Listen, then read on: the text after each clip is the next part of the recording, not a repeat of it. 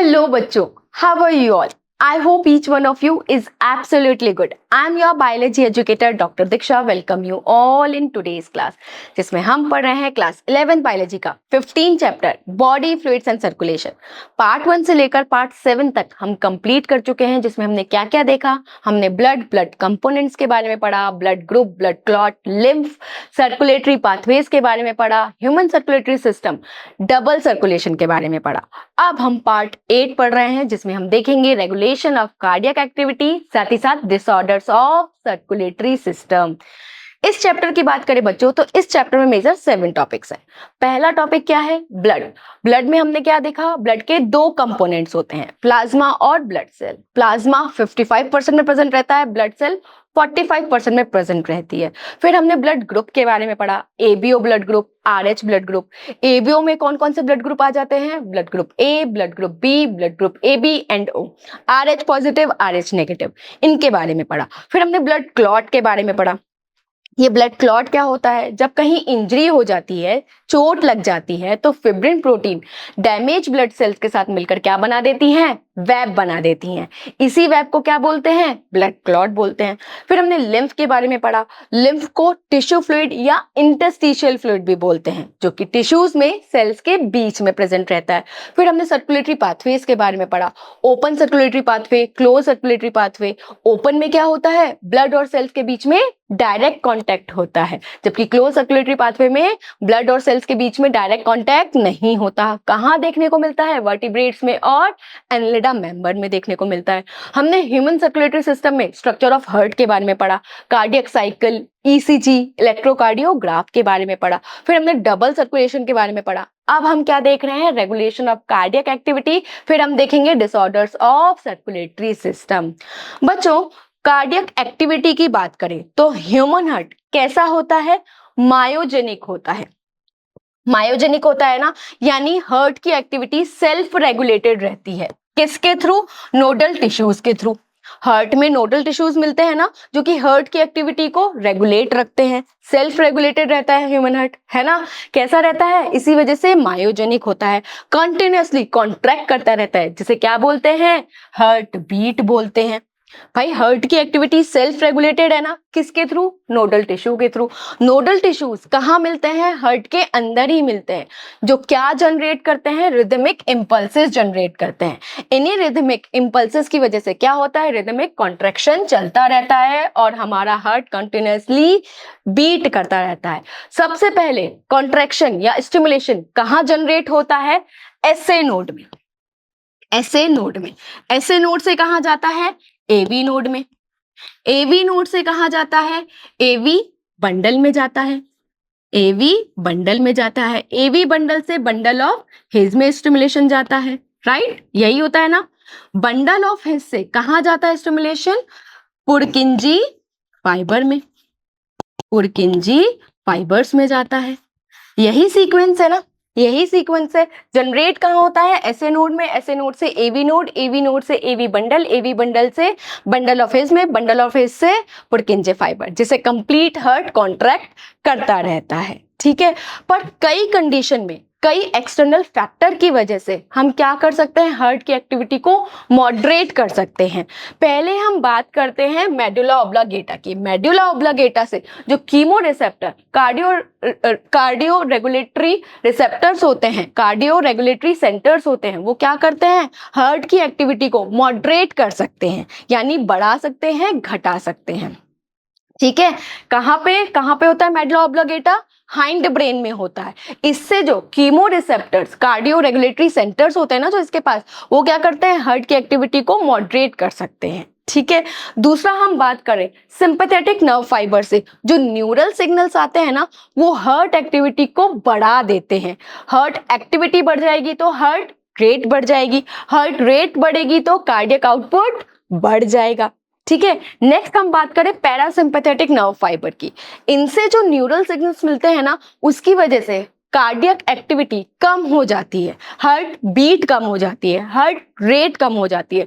Heart rate कम हो गई तो कार्डियक आउटपुट कम हो जाता है। अच्छा, आपकी बॉडी में क्या मिलता है? एड्रिनल ग्लैंड मिलता है ना किडनी के ऊपर। उसके मेडुला पार्ट से एक हार्मोन रिलीज होता है एड्रेनलिन। वो क्या करता है? हार्ट एक्टिविटी को बढ़ा देता है। बढ़ा देगा तो हार्ट बीट बढ़ जाएगी, हार्ट बीट बढ़ेगी तो कार्डियक आउटपुट बढ़ जाता है।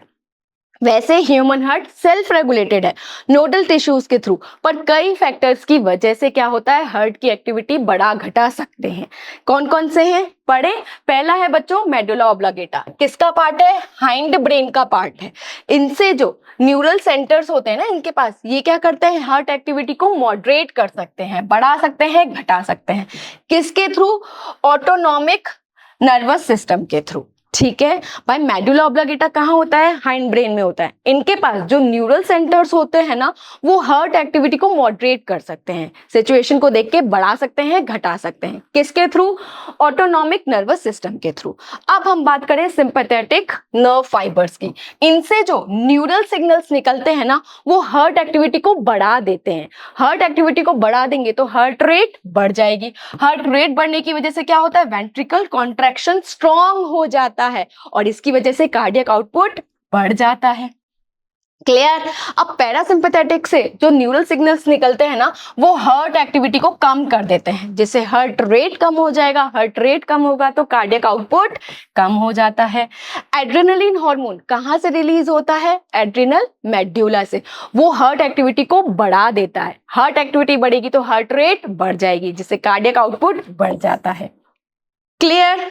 क्लियर भाई, हमने क्या देखा? वैसे ह्यूमन हार्ट कैसा रहता है? सेल्फ रेगुलेटेड रहता है नोडल टिश्यूज के थ्रू, पर कई बार न्यूरल सिग्नल्स की वजह से, न्यूरल सेंटर की वजह से या कुछ ऐसे सिग्नल्स की वजह से क्या होता है? हार्ट की एक्टिविटी को मॉडरेट कर सकते हैं।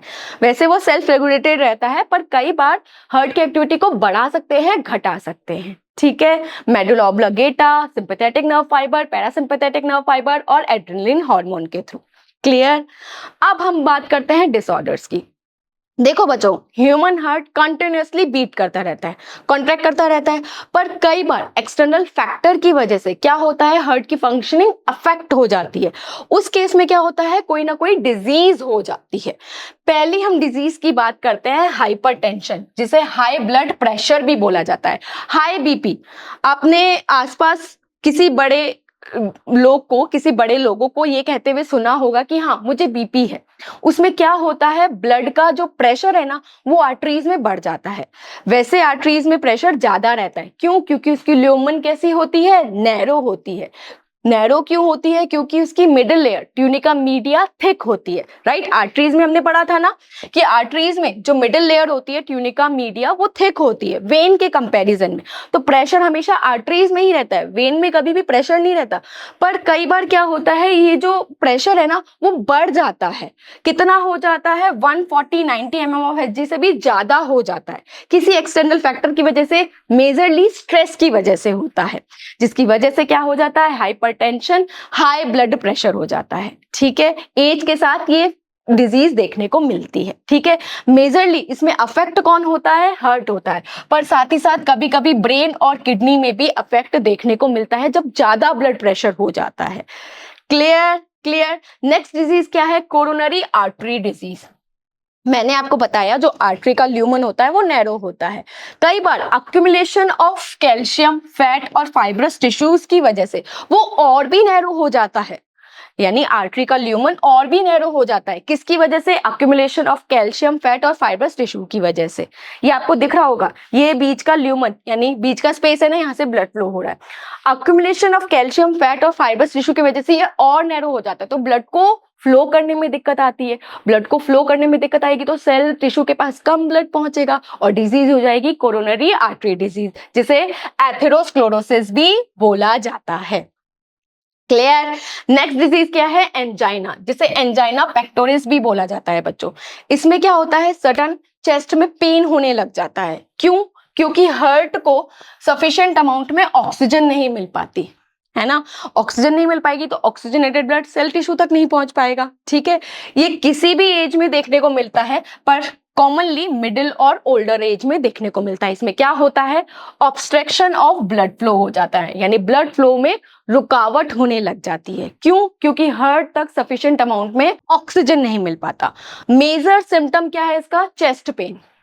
ठीक है, नेक्स्ट डिजीज की बात करें that is heart failure. Heart failure में क्या होता है बच्चों, हार्ट सफिशिएंट अमाउंट में ऑक्सीजनेटेड ब्लड बॉडी टिश्यूज तक नहीं दे पाता, जिससे बॉडी टिश्यूज या बॉडी काम करने नहीं लगेगी, बॉडी ऑर्गन काम नहीं करेगी, तो क्या हो जाएगा, हार्ट भी फेल हो जाएगा। ठीक है, इसे कंजेस्टिव हार्ट फेलियर भी बोलते हैं। क्यों बोला जाता है, क्योंकि कंजेशन ऑफ हार्ट की वजह, कंजेशन ऑफ लंग की वजह से होता है। लंग में कंजेक्शन की वजह से ऑक्सीजनेटेड ब्लड हार्ट तक नहीं पहुंचेगा, हार्ट तक नहीं पहुंचेगा तो heart oxygenated blood tissue cells तक नहीं दे पाएगी, तो क्या हो जाएगा, डिजीज हो जाएगी। कौन सी, हार्ट फेलियर। हार्ट फेलियर की तरह आपने कार्डियक अरेस्ट भी सुना होगा।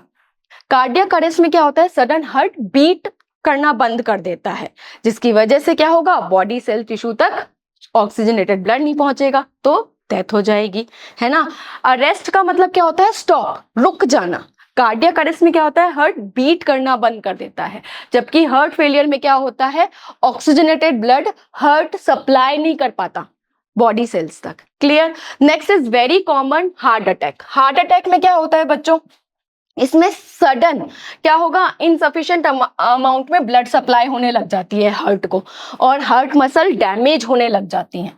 भाई उसको ब्लड नहीं मिलेगा हार्ट को, तो हार्ट मसल डैमेज हो जाएगी, जिसकी वजह से पूरी बॉडी फंक्शन करना बंद कर देती है। क्लियर। हमने क्या देखा, हमने हार्ट डिजीज के बारे में पढ़ा। कौन कौन सी डिजीज पढ़ी, हाइपरटेंशन जिसे हाई ब्लड प्रेशर भी बोलते हैं, कोरोनरी आर्टरी डिजीज जिसे एथेरोस्क्लेरोसिस भी बोला जाता है, एंजाइना पेक्टोरिस जिसमें क्या होता है, चेस्ट पेन होने लग जाता है। फिर हमने क्या देखा, हार्ट फेलियर। फिर हमने क्या देखा, cardiac arrest, then heart attack. Clear. आज के इस लेक्चर में बच्चों हमने क्या देखा, रेगुलेशन ऑफ कार्डियक एक्टिविटी, साथ ही साथ हमने डिसऑर्डर ऑफ सर्कुलेटरी सिस्टम के बारे में देखा। कार्डियक एक्टिविटी की बात करें बच्चों तो हार्ट, ह्यूमन हार्ट कैसा होता है, सेल्फ रेगुलेटेड रहता है नोडल टिश्यूज के थ्रू, पर न्यूरल सेंटर की वजह से या न्यूरल सिग्नल की वजह से भी हम हार्ट एक्टिविटी को मॉडरेट कर सकते हैं, बढ़ा सकते हैं, घटा सकते हैं। कौन कौन सी डिजीज पढ़ी हमने, high blood pressure, coronary artery disease, angina pectoris और हार्ट फेलियर। क्लियर, समझ में आ गया। तो चलो कुछ क्वेश्चंस कर लेते हैं। पहला क्वेश्चन क्या है, chest pain is a symptom of which disease. Chest pain कहां देखने को मिलता है, एंजाइना में, एंजाइना पेक्टोरिस में। Next question, the sympathetic nerve space the heart beat. Sympathetic nerve fibre क्या करती हैं, हार्ट रेट को बढ़ा देती है, जिसकी वजह से कार्डियक आउटपुट बढ़ जाता है। तो यहां पे क्या आएगा, increase. Next question, the normal blood pressure of a healthy person is, कितना रहता है, 120 80 mm ऑफ Hg। इतना ही होता है ना, इतना ही रहता है ना, आर्टरीज में इतने प्रेशर से ही ब्लड फ्लो होता है। Next question, the accumulation of calcium fat fibrous tissue in the artery that carries blood to the heart causes the recess to narrow. It is a major cause of coronary artery disease. Coronary artery disease में क्या होता है, artery के lumen में calcium fat fibrous tissue accumulate होने लग जाते हैं, जिसके ब्लड को फ्लो करने में दिक्कत आती है, राइट। तो स्टेटमेंट इज ट्रू।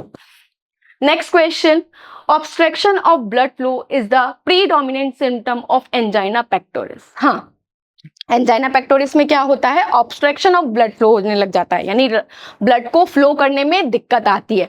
तो स्टेटमेंट इज ट्रू। ये है आज का लेक्चर, जिसमें हमने रेगुलेशन ऑफ कार्डियक एक्टिविटी के बारे में पढ़ा, साथ ही साथ डिसऑर्डर्स ऑफ सर्कुलेटरी सिस्टम के बारे में पढ़ा। Thank you so much for watching.